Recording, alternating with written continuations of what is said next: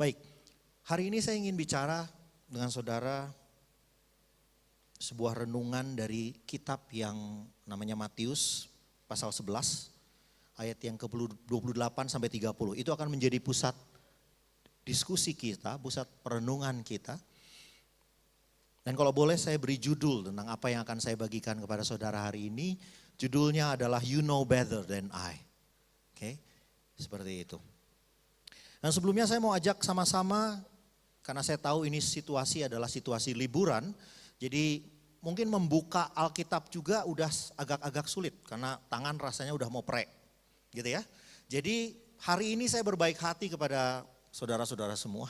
Semua ayat-ayat yang akan kita baca, itu semua saya taruh di dalam multimedia. Jadi hari ini saudara cukup nonton bioskop. Nggak perlu buka-buka lagi, seperti itu ceritanya. Oke, saya sudah siapkan semua ayat-ayat di sini, kita bisa ikuti sama-sama. Kita akan lihat yang pertama dari Kejadian 2 ayat 8 sampai 25. Boleh multimedia dibantu? Kejadian 2 ayat yang ke-8. Selanjutnya Tuhan Allah membuat taman di Eden di sebelah timur. Disitulah ditempatkannya manusia yang dibentuknya itu. Lalu Tuhan Allah menumbuhkan berbagai-bagai pohon dari bumi yang menarik dan yang baik untuk dimakan buahnya. Dan pohon kehidupan di tengah-tengah taman itu. Serta pohon pengetahuan tentang yang baik dan yang jahat. Jadi saudara, setelah Allah menciptakan taman Eden. Dan dia menumbuhkan berbagai-bagai pohon dari bumi yang menarik dan yang baik untuk dimakan buahnya. Berbagai-bagai pohon, artinya banyak enggak? Banyak ya, berbagai-bagai pohon. Dan di tengah-tengahnya ada katanya ditaruh pohon kehidupan di tengah-tengah taman itu. Serta pohon pengetahuan tentang yang baik dan yang jahat. Enggak berhenti sampai di situ, ayat ke-10 kita lihat sama-sama. Ada suatu sungai mengalir di Eden untuk membasahi taman itu. Dan kita tahu bahwa pohon-pohonan selalu butuh air. Betul? Ini adalah janji akan penyediaan yang terus-menerus terjadi di Taman Eden. Suatu sungai yang mengalir dari Eden untuk membasahi taman itu. Dan dari situ, dari sungai itu terbagi menjadi 4 cabang. Next, yang pertama namanya Pison, yakni yang mengalir mengelilingi seluruh tanah Hawila. Tempat emas ada. Jadi ibu-ibu gak usah khawatir, di Eden ada emas yang sangat menarik. Dan emas dari negeri itu baik katanya firman Tuhan. Di sana ada damar bedolah, ada batu krisopras. Nama sungai yang kedua ialah Gihon, yakni yang mengalir mengelilingi seluruh tanah Kush. Nama sungai yang ketiga ialah Tigris, yakni yang mengalir di sebelah timur Asyur. Dan sungai yang keempat ialah Efrat. Dan ayat yang ke-15, lalu Tuhan Allah mengambil manusia itu dan menempatkannya dalam Taman Eden untuk mengusahakan dan memelihara taman itu. Amin. Ini firman Tuhan. Kejadian 2 bercerita tentang penciptaan manusia dan dari bagian Alkitab ini kita bisa menarik satu kesimpulan. Manusia tidak pernah diciptakan untuk menganggur. Amin. Manusia tidak pernah diciptakan untuk menganggur. Lihat, Allah menciptakan manusia dikatakan ditempatkannya dalam taman itu untuk mengusahakan dan memelihara taman itu. Ada para pengusaha dan ada para steward, pemeliharanya yang memelihara. Manusia tidak pernah diciptakan untuk menganggur. Amin. Amin. Ayo ditoel sebelah-sebelahnya, ayo kerja lu. Karena kita didesain untuk melakukan sesuatu di dunia ini. Tidak diciptakan untuk menganggur. Setuju dengan saya? Halo, marah nih. Ini yang ngomong bukan saya teman-teman. Alkitab. Ya, jadi kalau nggak setuju marahnya sama Tuhan. Next. Jadi kesimpulan kita dari perikop ini adalah apa? Manusia tidak dirancang Tuhan untuk menganggur. Tidak mengerjakan apa-apa. Tetapi pekerjaan manusia tidak pernah dirancang Allah untuk membebani manusia. Saudara lihat, walaupun Allah memerintahkan manusia untuk bekerja, tapi di taman itu telah disediakan pohon-pohon yang baik buahnya untuk dimakan. Amin.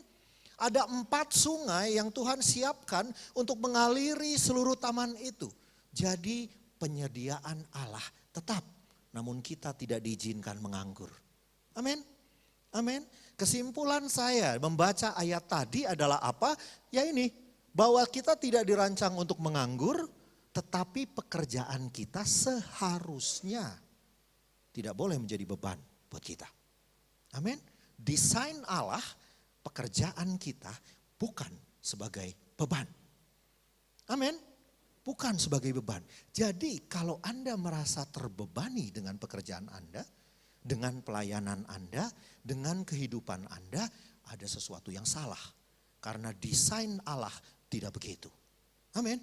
Desain Allah bekerja, namun semuanya disediakan oleh Tuhan. Amin. Percaya itu? Itu yang yang Allah tuliskan di dalam kitab Kejadian pasalnya yang kedua. Bekerja, namun penyediaan Allah tetap ada. Amin.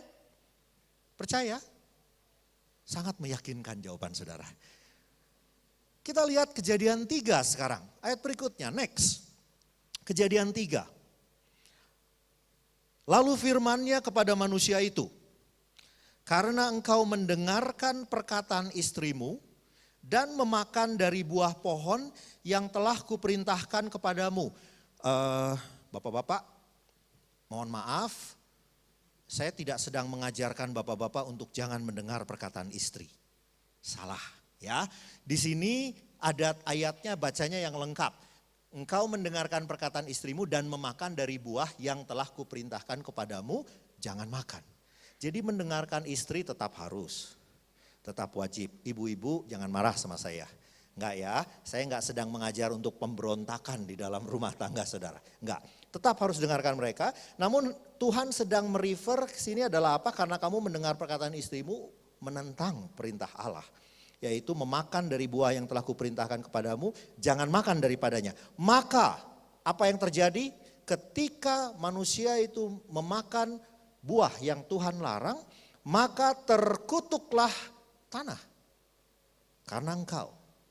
Akibatnya dengan bersusah payah engkau akan mencari rezekimu dari tanah seumur hidupmu. Ini bicara beban.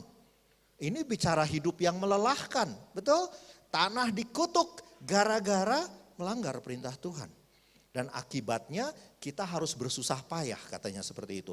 Ayat 18, semak duri dan rumput duri yang akan dihasilkannya bagimu, dihasilkan tanah bagimu. Dan tumbuh-tumbuhan di padang akan menjadi makananmu. Saudara, lihat ini bicara tentang kekecewaan. Kita mengolah taman, mengolah tanah, tapi yang keluar semak duri. Yang keluar rumput duri. Ini bicara kekecewaan. Hidup yang melelahkan dan penuh dengan kekecewaan. Lihat ayat 19. Dengan berpeluh engkau akan mencari makananmu sampai engkau kembali menjadi tanah. Dari situlah engkau diambil. Sebab engkau debu dan engkau akan kembali menjadi debu. Amin. Amin. Ada satu kontras yang luar biasa besarnya antara Kejadian pasal yang kedua dan Kejadian pasal yang ketiga.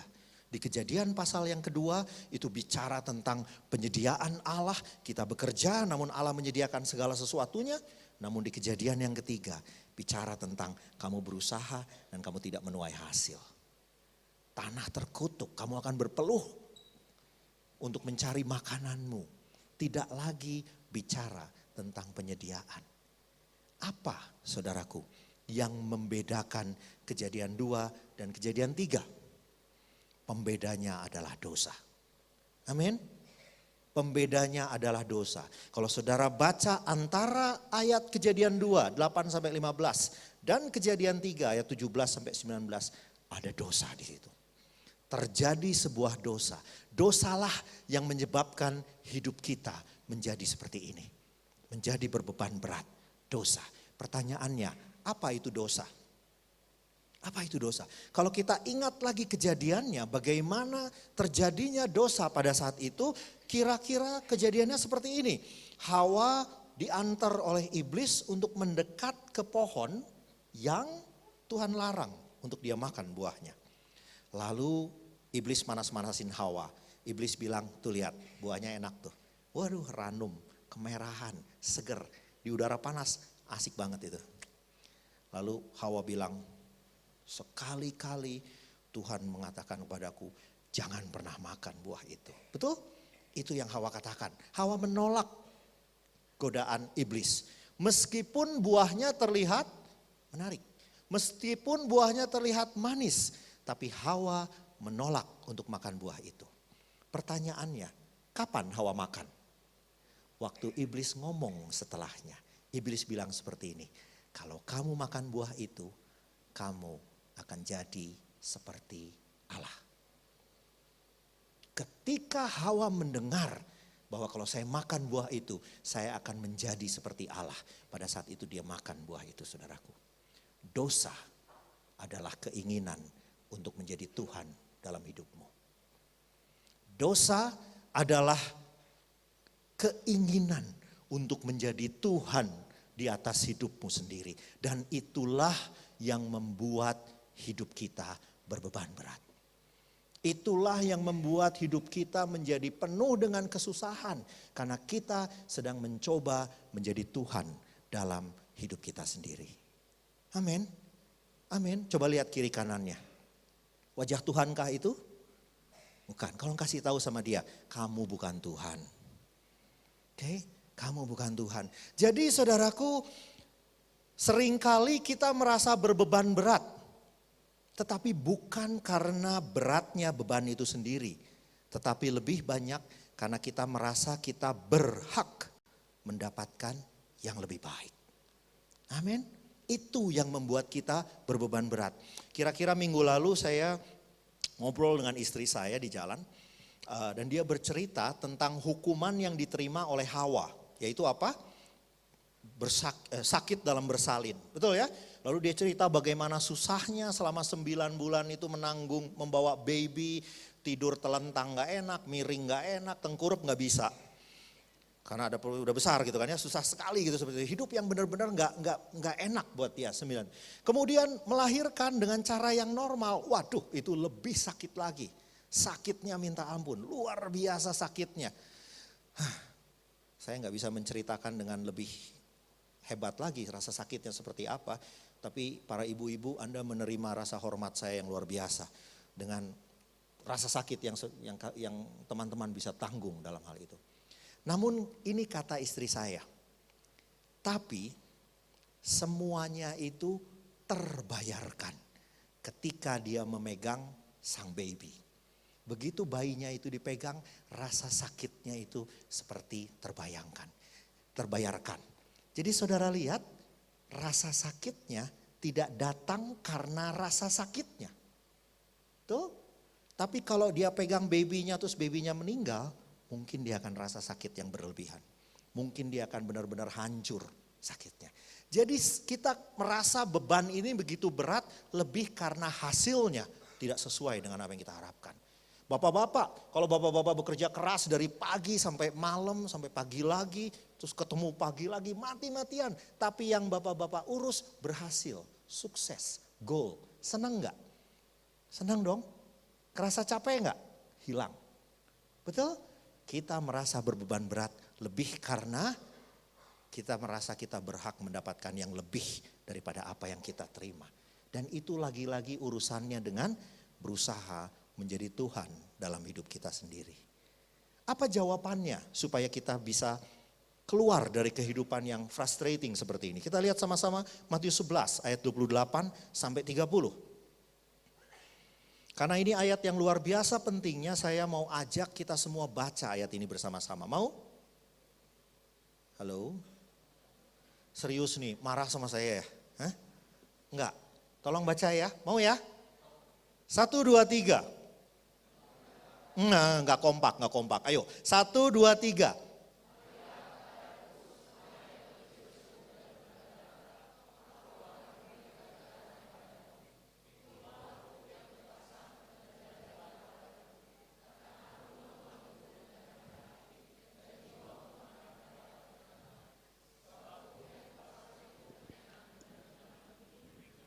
Amin. Siapa yang Tuhan Yesus undang untuk datang kepadanya?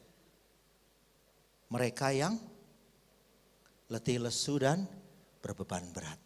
Ketika saudara merasa letih lesu dan berbeban berat, Yesus mengundang kita untuk datang. Amin. Amin. Nah, sekarang biarkan ayatnya terpampang di multimedia, coba saudara perhatikan baik-baik.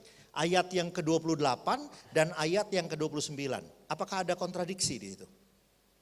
Ada hal yang aneh nggak di situ? Ayat 28 sampai 29. Bisa lihat hal yang aneh?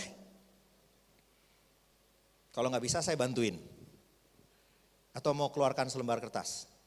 Kita kuis. Enggak ya, jangan ya. Oke, udah masa libur ya ini ya. Udah ujian, nggak boleh ujian lagi. Oke, coba lihat baik-baik. Ayatnya ke-28, siapa yang Tuhan Yesus undang?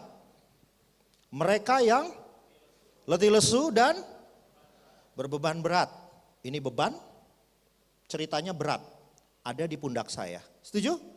Lalu Tuhan Yesus undang saya untuk datang. Ini berbeban berat nih. Kalau orang berbeban berat jalannya kan susah ya. Tertatih-tatih gitu. Sampai Yesus, apa yang Yesus lakukan? Yesus angkat beban saya?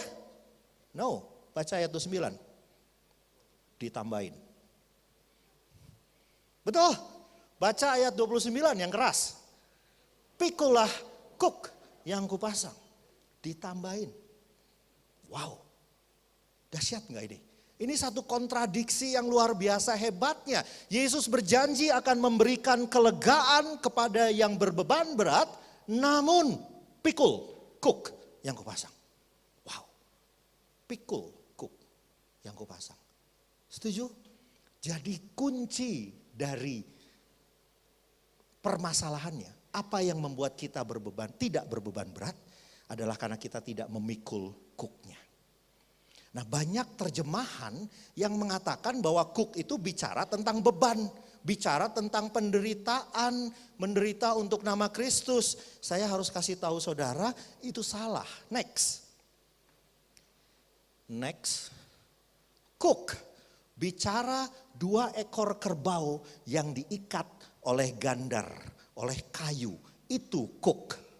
Itu kuk. Jadi yang membuat Anda letih lesu karena Anda sibuk jalan sendiri. Yang membuat Anda letih lesu karena Anda berjalan sendirian, gak ngikut sama lembu yang satunya. Lembu ini diikat oleh sesuatu yang namanya kuk. Kuk bicara mengikatkan diri pada sesuatu yang lain. Yesus bilang pikul kuk yang kupasang. Itulah kunci untuk hidup tanpa beban. Itulah kunci untuk keluar dari hidup yang letih lesu. Justru mengikatkan diri kepada Tuhan. Pada Kristus. Ketika kita keluar dari ikatan dari Kristus, itu yang bikin kita capek, saudaraku.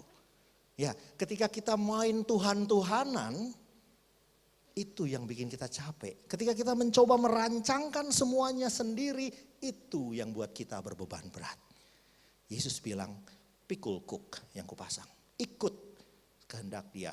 Saudara, kalau kuk ini dipasangkan pada 2 ekor lembu seperti ini, maka biasanya lembu yang satunya itu lembu yang muda, yang berangasan, energinya masih besar dan liar sekali, nggak bisa dikontrol. Kalau lembu itu terus kemudian diikatkan pada lembu lain yang sama dengan dia, maka apa yang ditarik di belakangnya tidak akan bisa dikendalikan.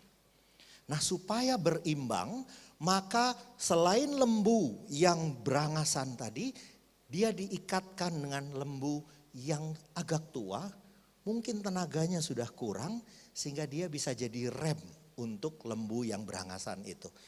Itu sebabnya kuk itu dipasang. Ngerti saudaraku?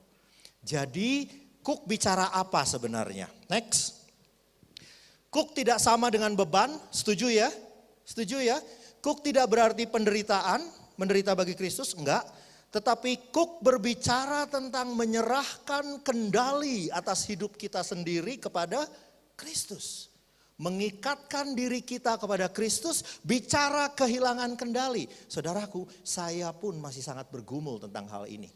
Para bapak-bapak, jujur sama saya, mimpi buruk yang paling membuat kita ketakutan adalah kehilangan kendali atas hidup kita. Betul enggak? Ketika saudara mau lakukan sesuatu nggak bisa lagi, takut. Kita ngerasa aduh nggak nyaman. Kenapa kalau tabungan kita berkurang sedikit kita merasa nggak nyaman? Karena kita tahu kita sekarang untuk beli sesuatu kita harus mikir dulu. Dan itu yang bikin kita takut. Kehilangan kendali atas hidup kita selalu membuat kita gentar. Selalu membuat kita takut. Jadi ini buat bapak-bapak adalah salah satu hal yang sangat sulit untuk kita lakukan. Melepaskan kendali atas hidup kita. Mengakui bahwa Tuan dari atas hidup saya bukan lagi saya, tetapi Kristus. Nah, itu sangat-sangat sulit untuk kita lakukan. Cook berbicara tentang mengikatkan diri kepada Kristus. Amin. Amin. Halo? Ya, jadi Cook tidak bicara tentang beban yang baru. Cook bicara melepaskan kendali atas hidup kita.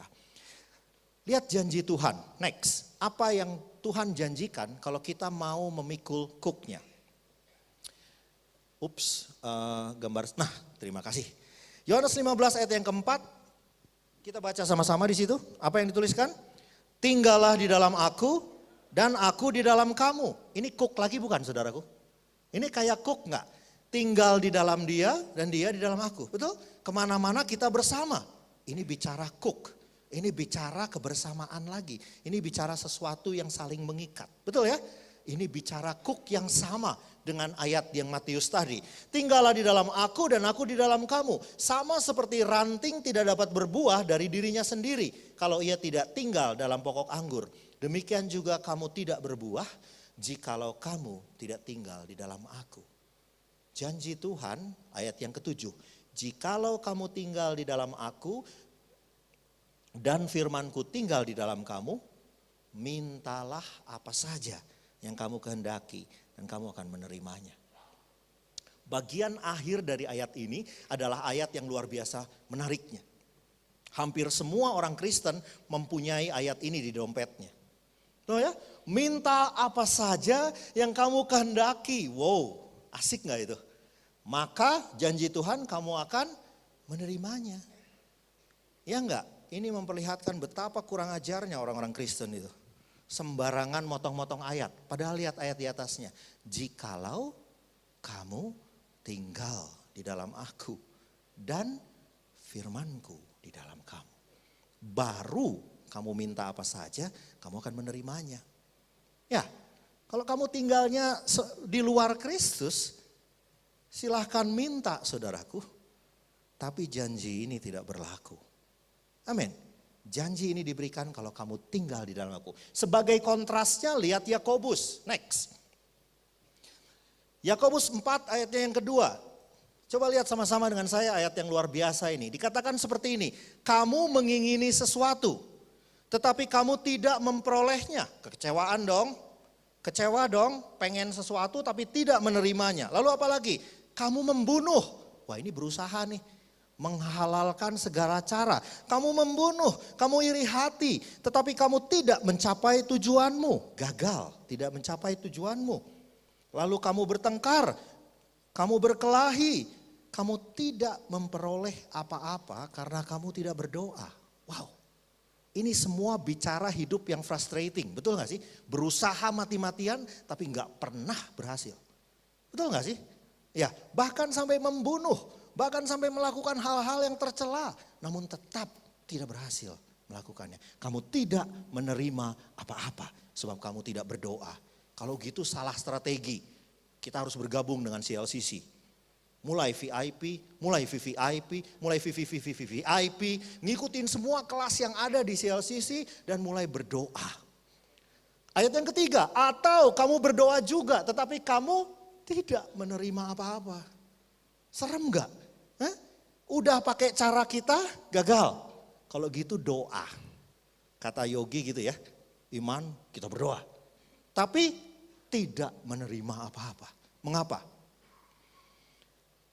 Sebab yang kamu minta itu hendak kamu habiskan untuk memuaskan hawa nafsumu. Lagi-lagi urusannya dengan keinginan diri sendiri.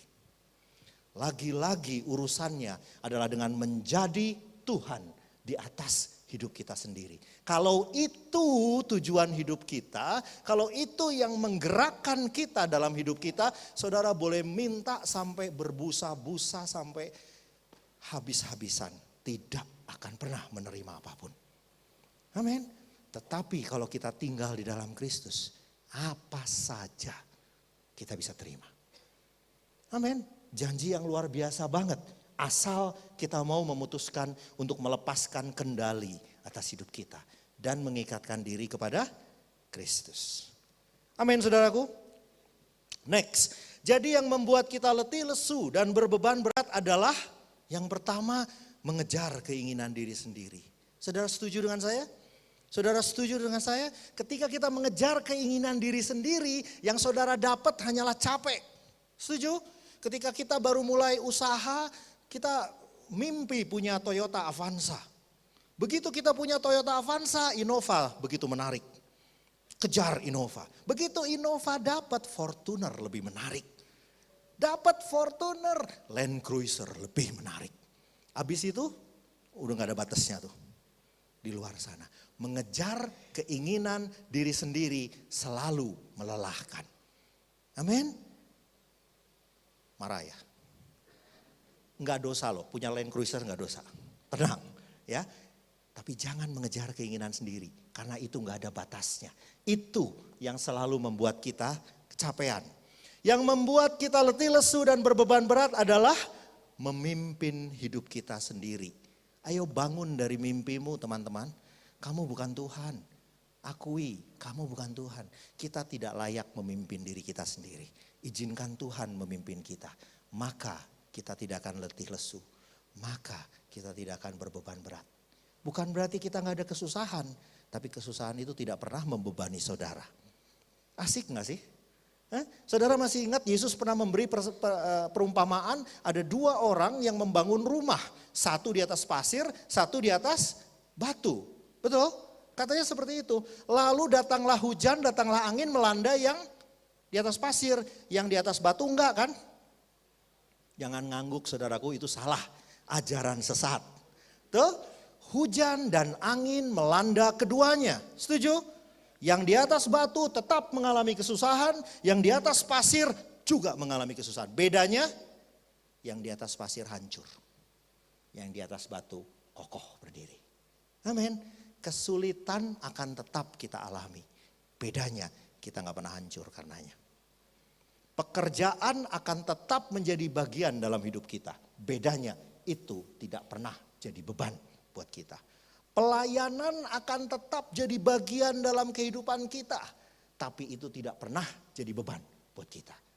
Karena janji Tuhan, kalau kita datang kepada Dia, kita mengikatkan diri kepada Dia, Dia akan beri kelegaan. Amin. Amin. Itu janji Tuhan saudaraku. Itu janji Tuhan. Dan yang paling parah yang membuat kita letih lesu dan berbeban berat adalah menjadi Tuhan atas diri kita sendiri. Wah, begitu sesuatu terjadi di luar kontrol kita, kita merasa kehidupan kita sudah berakhir. Oke, ayo bangunkan yang di sebelah-sebelah saudara. You're not God. Wake up, you're not God. Hal kedua yang harus kita lakukan adalah apa? Yang pertama tadi adalah apa? Yang harus kita lakukan adalah pikul kuk. Pikul kuk berarti melepaskan kendali atas hidup kita dan menjadikan Tuhan dalam hidup kita. Setuju ya? Hal kedua yang harus kita lakukan adalah apa? Belajar padaku. Katanya gitu. Belajar kepada Kristus. Ada bagian di mana kita harus belajar. Apa yang harus kita pelajari? Yang pertama, pelajaran pertama yang harus kita pelajari adalah apa? Kita harus belajar untuk lemah lembut. Katakan lemah lembut sama saya. Belajar untuk lemah lembut. Lemah lembut kata bahasa aslinya dalam Alkitab adalah praus. Definisinya itu adalah mild atau gentle. Ya, perhatikan. Arti Alkitabiah dari meekness, kelemah lembutan, itu bukan kelemahan. Oke? Arti kata kelemah lembutan itu bukan kelemahan. Kelemah lembutan tidak pernah sama dengan kelemahan. Tapi itu berarti, perhatikan baik-baik, exercising God's strength under His control. Wow. Jadi kelemah lembutan itu bicara kekuatan yang luar biasa besarnya, tetapi semuanya itu berada di bawah kendali Tuhan. Itu lemah lembut. Wow banget gak sih saudaraku ayat ini? Ya. Kelemah lembutan itu, jadi lemah lembut bukan berarti terus Anda gak bisa balas.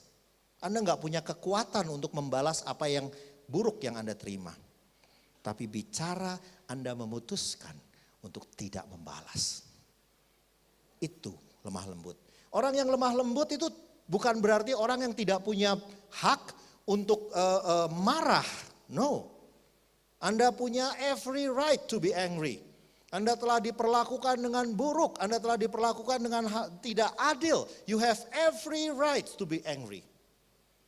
But still, you have made your decision not to be angry. Itu lemah lembut. Ketika saudara memutuskan untuk tidak marah, itu lemah lembut. Amin. Amin. Itu lemah lembut. Praus, kejar itu katanya. Mari kita lihat sama-sama sebuah contoh di Alkitab. Dua orang yang luar biasa, namanya Simson dan satu lagi namanya Kristus. Ini dua orang yang kontrasnya minta ampun. Kita lihat sama-sama. Yang pertama, mereka berdua adalah sama-sama utusan Allah. Hakim-Hakim 13 ayat yang ke-7 bilang, tetapi ia berkata kepadaku, ia di sini malaikat berkata kepadaku, kunya adalah orang tua dari Simson, engkau akan mengandung dan melahirkan seorang anak laki-laki. Oleh sebab itu janganlah minum anggur atau minuman yang memabukkan. Dan janganlah makan sesuatu yang haram. Sebab sejak dari kandungan ibunya sampai pada hari matinya, anak itu akan menjadi seorang nazir Allah. Simson adalah utusan Allah. Simson adalah orang pilihan. Sebelum dia lahir, malaikat Tuhan datang untuk mengabarkan kelahirannya. Kayak Yesus banget gak sih itu? Betul gak? Kayak Yesus banget kan? Keduanya adalah sosok yang luar biasa di dalam Alkitab. Kristus juga sama, Lukas 1 ayat 31. Sesungguhnya engkau akan mengandung, mirip kan? Dan akan melahirkan seorang anak laki-laki. Dan hendaklah engkau menamai dia Yesus. Keduanya adalah orang yang luar biasa. Kehadirannya di dunia ini diawali dengan sebuah nubuatan. Keren banget gak sih? Hah? Tapi lihat apa yang terjadi. Kita lihat yang berikutnya. Cara Simson hidup. Cara Simson hidup. Hakim-Hakim 14 ayat 3. Tetapi ayahnya dan ibunya berkata kepadanya, tidak adakah di antara anak-anak perempuan sanak saudaramu atau di antara seluruh bangsa kita seorang perempuan sehingga engkau pergi mengambil istri dari orang Filistin, orang-orang yang tidak bersunat itu. Jadi ini ceritanya Simson pengen kawin, saudaraku. Ya, Simson pengen kawin, terus bapaknya nanya, emang Israel isinya laki semua? Sampai lu gak ketemu perempuan harus pergi ke Filistin untuk cari perempuan Filistin menjadi istrimu. Lalu lihat apa jawaban Simson. Ambil dia bagiku sebab, halo? Ambil dia bagiku sebab dia kusukai. Hanya sesimpel itu. Simson menghabiskan hidupnya mengejar apa yang dia suka. Simson menghabiskan hidupnya mengejar apa yang menjadi keinginan hatinya. Makanya kalau teman-teman baca itu seluruh kitab Hakim-Hakim kehidupan Simson tragis. Tragis banget. Satu kali dia pergi keluar kota, dia pulang ke rumahnya, istrinya udah gak ada. Sama tetangga-tetangganya, sama ayah ibunya, istrinya diambil lalu dikasihin sama orang lain lagi. Simson marah banget saudaraku. Simson marah banget karena istrinya diambil. Dia pergi, dia tangkap 2 ekor anjing liar. Dia ikat 2 anjing liar itu jadi satu, ekornya ditaruh obor. Terus dibakar obornya, dilepasin di ladang. Anjing itu lari kemana-mana karena ngerasa dikejar api. Betul? Dia lari kemana-mana dan seluruh ladang itu terbakar. Hanya gara-gara kehilangan istri. Istrinya pergi, satu kampung dia bakar. Gila banget gak orang ini? Utusan Tuhan yang luar biasa, namun hidup penuh dengan melampiaskan amarah tanpa pengendalian diri sama sekali. Ngeri gak? Karena dari sejak awal dia bilang, ambil wanita itu. Aku suka. Saudara, ketika saudara mengejar keinginan saudara, saudara sedang jadi Simson. Oke, coba lihat sebelah-sebelahnya. Simson banget gak sih itu? Hah?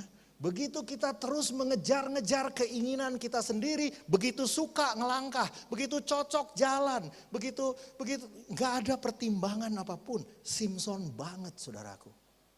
Simson banget. Dan saya mau kasih tahu sama saudara, gereja ini mempunyai visi menjadi seperti Kristus.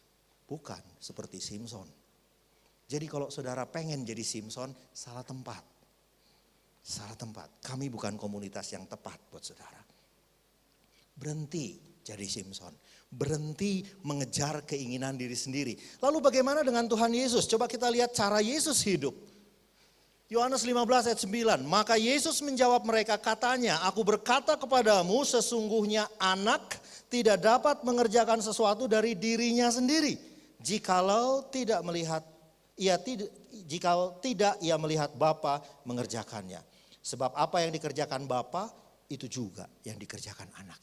Ini bicara orang yang mengikatkan diri pada Bapa enggak? Ini bicara orang yang cooknya terpasang enggak sih? Hah? Gimana dia memutuskan untuk tidak menghidupi keinginan dirinya sendiri, tapi keinginan Bapa. Seperti itulah hidup yang tidak akan berbeban berat. Seperti itulah hidup yang akan terhindar dari letih lesu. Ketika kita memutuskan untuk seperti Yesus dan tidak seperti Simson. Jadi mau Simson atau mau Yesus? Yang benar. Sepanjang hari gimana? Ya kalau lagi marah Simson dulu lah Tuhan. Nanti kalau udah di gereja Yesus lagi bertobat. Amin. Kita lihat bagaimana cara Simson mati, saudaraku. Nggak lengkap ya, kalau kita udah bahas gimana Simson lahir, gimana Simson hidup, sekarang kita bahas gimana Simson mati. Hakim-Hakim 16 ayat 28, berserulah Simson kepada Tuhan, katanya, ya Tuhan Allah, ingatlah kiranya kepadaku dan buatlah aku kuat sekali ini saja, ya Allah. Supaya dengan satu pembalasan juga kubalaskan kedua mataku itu kepada orang Filistin. Saudara, kebangetan bener gak sih ini Simson? Hah? Udah mau mati sebentar lagi ya juga mikirnya balas dendam. Serem gak sih? Serem gak sih? Orang yang hidup mengejar keinginan diri sendiri. This is their fate. Oke? Di ranjang kematiannya pun yang tercium, yang terasa adalah aroma amarah dan aroma balas dendam. Satu pembalasan juga kubalaskan kedua mataku itu.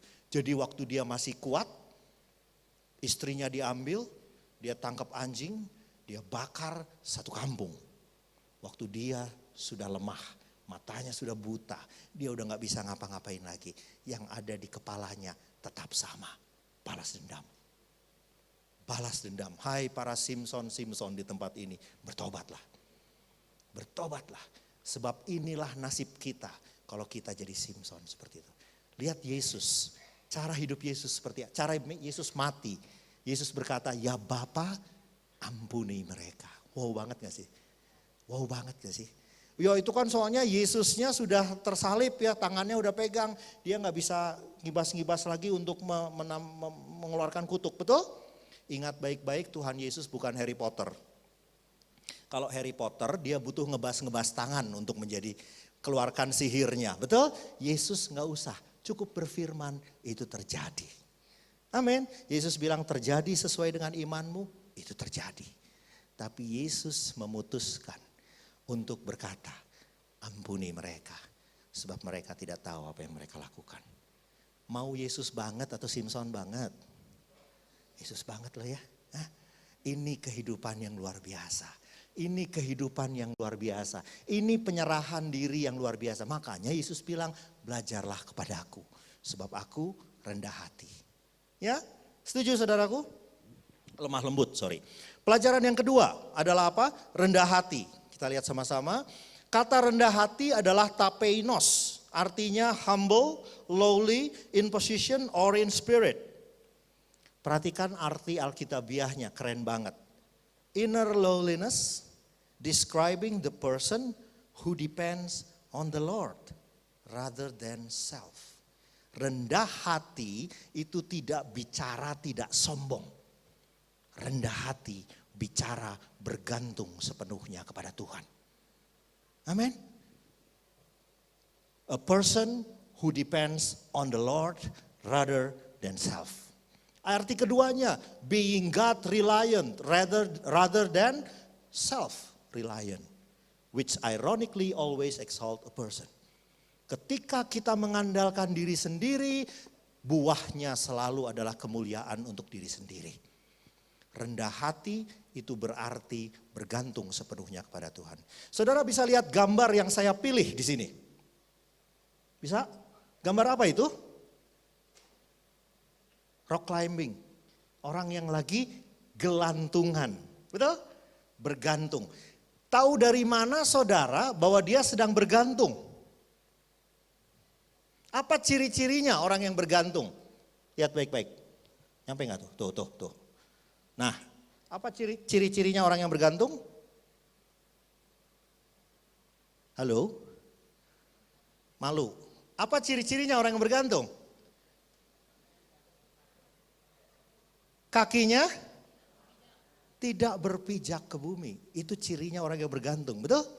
Betul? Kalau dia pegangan di bus, terus kakinya nginjek lantai bus, itu bergantung? Enggak, itu apa namanya ya? Pegangan, betul banget. Bergantung artinya kita berpegang pada yang kita gantungi, lalu kaki kita harus free.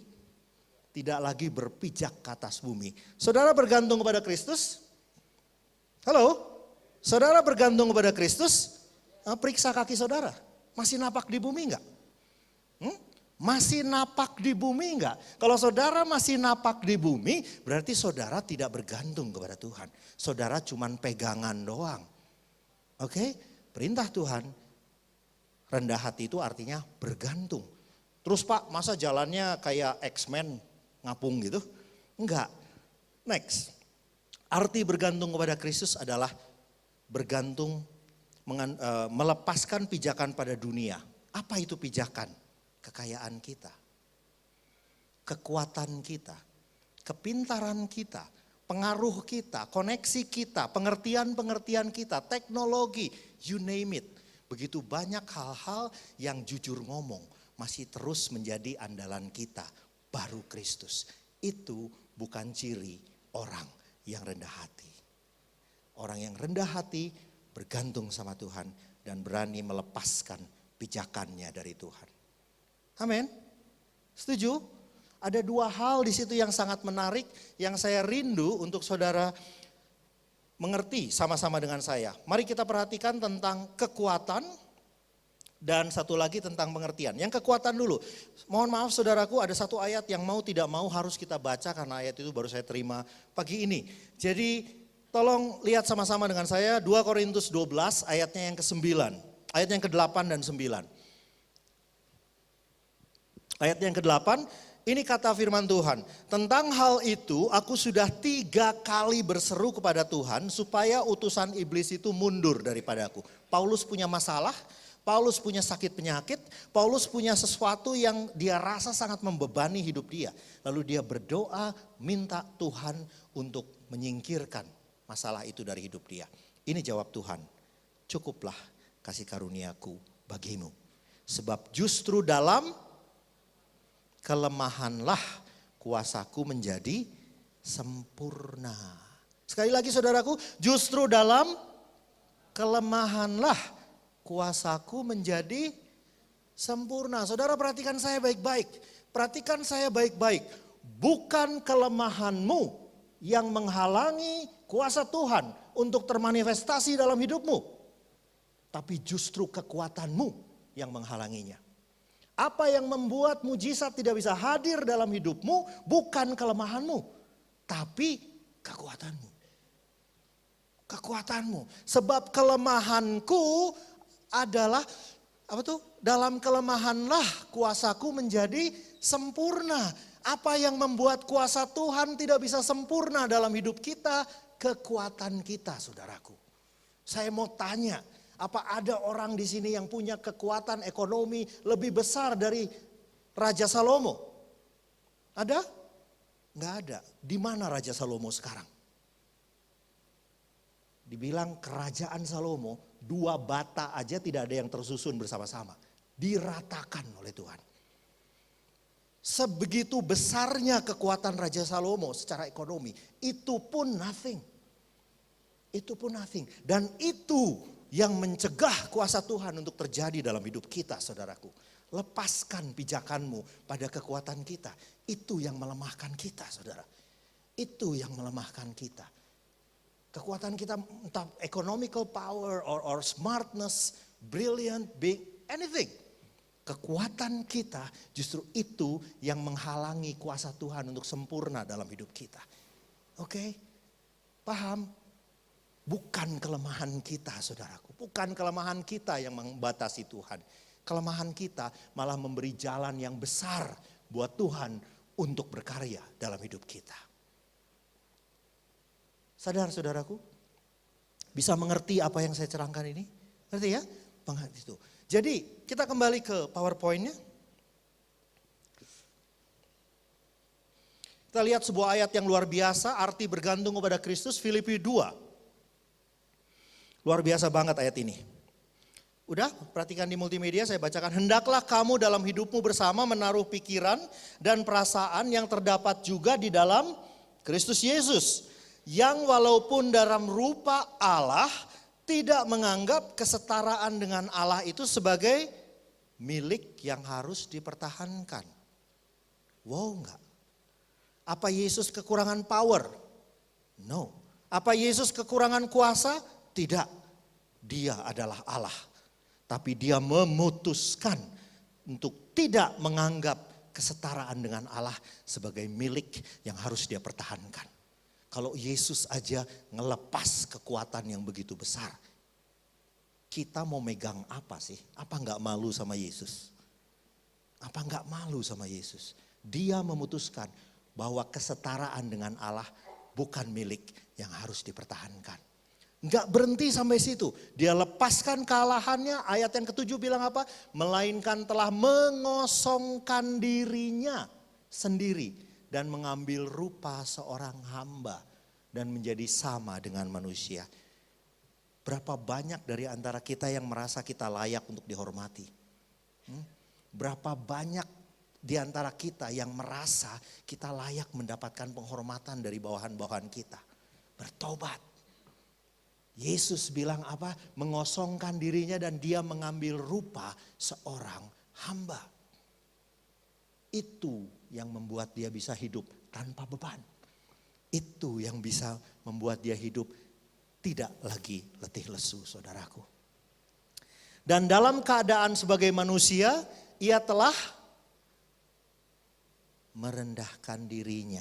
Merendahkan dirinya menggunakan kata etapenosen yang berasal dari kata tapeinos. Rendah hati tadi. Memutuskan untuk bergantung sepenuhnya kepada Tuhan. Apa buktinya Yesus bergantung sepenuhnya kepada Tuhan? Di Taman Getsemani, dia sudah begitu stres, dia sudah begitu tertekan. Lalu dia bilang, kalau boleh, biarkan cawan ini lalu daripadaku. Tapi biar kehendakmu yang jadi, jangan kehendakku. Keren banget gak sih itu? Keputusan untuk tetap mengatakan Tuhan yang tahu yang terbaik. Saudara, tahun 2009 adalah tahun yang sangat-sangat berat buat saya dan keluarga saya. Di tahun itu saya khususnya kehilangan adik saya yang paling bungsu. Adik saya yang bungsu itu lahir di tengah-tengah keluarga kami waktu keadaan keluarga kami secara ekonomi sudah sangat rendah, sangat di bawah.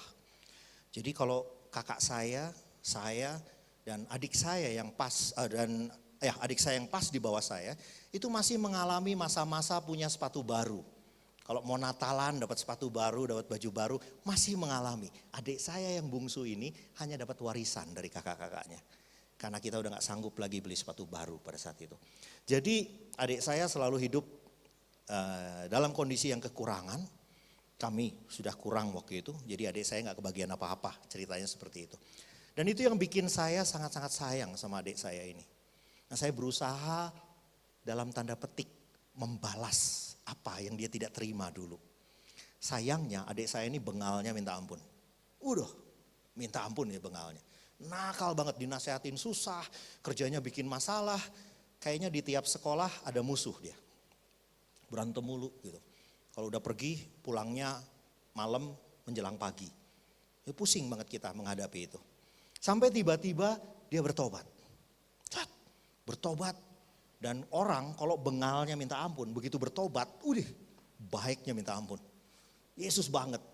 Langsung berubah drastis, dia jadi baik banget, jadi luar biasa. Dia jadi sukacita di tengah-tengah keluarga kami yang luar biasa. Namun sayangnya ekses-ekses negatif dari kehidupan lamanya masih terus melekat. Jadi dia masih punya utang kredit card yang banyak. Dan dia masih punya kelemahan-kelemahan yang banyak sekali yang harus kita beresin satu persatu. Tapi karena dia sudah bertobat, dulu aja waktu dia masih ngaco-ngaco, saya sayang banget sama dia. Apalagi waktu dia sudah sadar, saya sayang banget sama dia. Jadi saya bantu dia, saya tolong dia, saya tata hidupnya, saya berusaha untuk melakukan yang terbaik buat dia. Dan hidup dia mulai merangkak naik. Merangkak naik, dia mulai bebas dari hutang-hutangnya, keluarganya mulai dipulihkan. Wah, sukacita banget lah, sukacita banget. Sampai akhirnya tiba-tiba dia kerja di pabrik sama dengan saya. Sampai tiba-tiba akhirnya saya diberitahu bahwa dia gak masuk ke pabrik. Terus saya pikir kenapa dia? Saya telepon, dia bilang sakit. Oh sakit. Sakit apa? Flu. How severe can it be? Flu, demam gitu-gitu doang kan? Biasa-biasalah kayak gitu. Oke. Satu hari saya gak gimana-gimana, ya udah dia ini. Besoknya saya dengar dia masuk ke UGD. Lalu flu kok ke UGD, seru banget ini. Ini flu apaan ini gitu kan ya. Sampai ke UGD. Jadi saya pikir cuman saya juga lagi capek waktu itu karena banyak sekali kerjaan. Akhirnya saya bilang oke, nanti sore saya ke sana. Nah, saya pergi ke UGD, saya lihat dia napas sudah susah waktu itu. Tapi memang dia punya masalah dengan asma. Jadi kalau flu kayak gitu dia sering sesak napas. Jadi saya pikir oke, ini biasa. Nah itu jadi salah satu penyesalan buat saya. Kalau saya pikir saya nggak nganggep enteng flu, saya berdoa buat dia, mungkin dia bisa sama-sama dengan kita saat ini. Tapi enggak, waktu itu ada papa saya datang, lalu papa saya bilang saking rileksnya gitu loh. Jadi ini benar-benar keadaan yang nggak menegangkan sama sekali. Papa saya bilang, Theo, kamu tolong jaga ya sebentar. Papa mau pulang dulu ngambil barang. Papa udah tunggu dari pagi nih. Jadi kamu ya enggak. Kalau kita lihat keluarga yang kita kasihi udah menjelang ajal, kita nggak berani ninggalin dong. Ini enggak. Jadi rileks banget kita. Papa saya pulang. Dan ketika papa saya pulang, adik saya tiba-tiba kejang. Dalam waktu yang kurang 15 menit dia meninggal. Sampai sekarang saya tidak pernah mengerti apa yang membunuh dia. Saya nggak pernah tahu penyakit apa yang menyerang dia. Yang saya masih ingat sampai sekarang adalah rasa sakitnya. Yang saya masih tidak bisa, kadang masih teringat adalah kekecewaan saya dengan Tuhan. 2 minggu setelah adik saya pergi, habis itu kesibukan masuk. Kita harus ngurus Nana Rohana, urus ini, urus itu. Tapi setelah dia dikubur, di situ masa-masa kesepian mulai datang. Dan di situ saya mulai merasa kecewa sama Tuhan saya. Kenapa kok Tuhan saya seperti itu? Kalau Tuhan saya mau panggil adik saya, panggilnya waktu dia masih nakal dong. Ya, setuju gak saudaraku? Kalau saudara ketemu sama satu orang yang ngeselin saudara setiap hari, jujur berdoakan, Tuhan panggil pulang dong. Tuh ya, jangan waktu dia sudah bertobat Tuhan. Dia udah bertobat, ini kehidupan keluarganya udah naik lagi. Sekarang dia dipanggil pulang, keluarganya kan turun lagi saudaraku. Istri saya tadi pagi datang di sini. Saya masih ingat baik-baik kami berbaring di ranjang. Saya bilang, Chen, kitab Roma bilang, Allah turut bekerja dalam segala sesuatu untuk mendatangkan kebaikan bagi orang-orang yang mengasihinya. Tapi sumpah saya nggak ngerti kenapa Tuhan lakukan ini sama kami. Itu saya ucapkan saudaraku. Kekecewaan yang begitu dalam sama Tuhan. Kenapa seperti itu? Saya pikir Tuhan salah. Saya pikir Tuhan gak bener ini. Gak mungkin, kagak ada baik-baiknya. Ini mau dilihat dari sisi mana, mau sambil nonggeng, mau sampai kepala di bawah, kemana. Ini gak ada baik-baiknya sedikit pun. Ini semua hanya kesakitan. Dan Tuhan kalau bercanda suka keterlaluan. Itu yang ada di hati saya. Penuh kemarahan. Dan persekutuan saya dengan Tuhan nyaris padam. Dan saya merasa udahlah, buat apa lagi kalau begitu. Dan Tuhan kirimkan hamba Tuhan dari Brebes untuk datang. Bukan, gak ada urusan sama adik saya. Gak ada urusan sama sakit hati saya. Datang untuk melayani kita-kita di sini. Dan di sana dia hanya mengajarkan. Berani enggak kita mengatakan, jadilah kehendakmu seperti di surga, seperti di bumi, seperti di surga. Berani enggak kita mengatakan, jadi kehendakmu di bumi, seperti di surga. Saudara, saya ingat betul malam itu saya berdoa, sekujur tubuh saya bergetar. Saya rasa rambut saya ikut gemeteran ketika saya mengatakan, jadilah kehendakmu di bumi seperti di surga. You know better than I. Kalau Tuhan panggil dia pulang, itu yang terbaik buat kami semua. Saudara, saya berjuang supaya saya tidak terlalu emosional di sini. Sampai sekarang kalau saya ingat peristiwa itu, hati saya masih sakit, saudaraku. Sakit. Tapi saya memutuskan, you know better than I. Saya memutuskan pengertian saya bukanlah yang mengendalikan dunia ini. Kendali dunia ini ada di tangan Tuhan. Jadi saya memutuskan untuk mengatakan, thy will be done, thy kingdom come. Berat sekali saudaraku. Tapi itulah artinya bergantung kepada Tuhan. Hari itu saya diajar untuk bergantung pada Tuhan dan melepaskan pijakan saya. Bahwa pengertian saya bisa salah. Saya undang pemain musik boleh naik. Pengertian saya bisa salah saudaraku. Arti bergantung kepada Kristus berarti memutuskan bahwa ia tahu yang terbaik. Sepahit apapun yang kita lihat pada saat ini. Seburuk apapun situasi yang sedang kita jalani saat ini. You know better than I. Itu adalah sebuah keputusan saudaraku. Memutuskan untuk percaya bahwa yang dia berikan buat kita itulah yang terbaik. Tapi yang saya lihat saat ini enggak yang terbaik. Bersyukurlah bahwa bukan mata kita yang mengendalikan dunia ini. Bersyukurlah bahwa yang mengendalikan dunia ini tetap Tuhan. Oleh karena itu percayalah, He knows better than I. Amin. Saya nggak tahu apa yang sedang saudara alami saat ini. Saya nggak tahu apa yang sedang menjadi pergumulan saudara pada saat-saat ini.